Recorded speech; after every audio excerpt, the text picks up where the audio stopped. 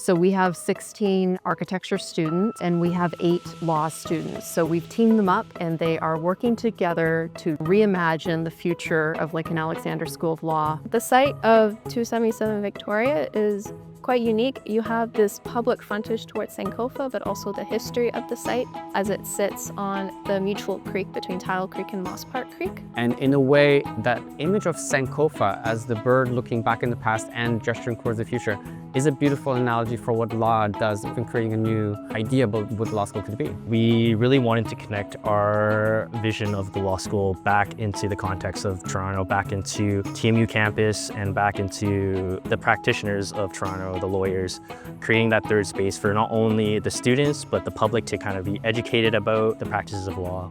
So in a way we have both worlds represented. We have the world of words and we have the world of images and materials and light.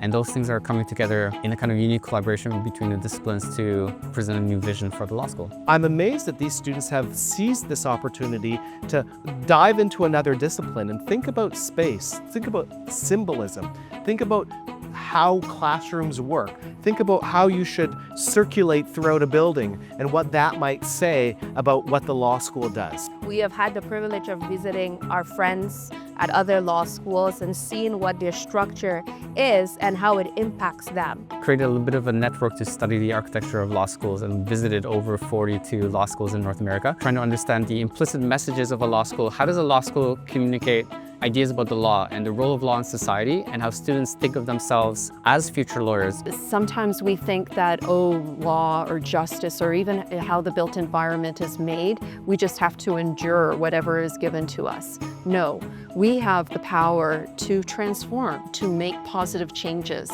It's creating the space where we're learning about what is and then thinking about my experience with it, my colleagues' experience with it, and how could it be made better.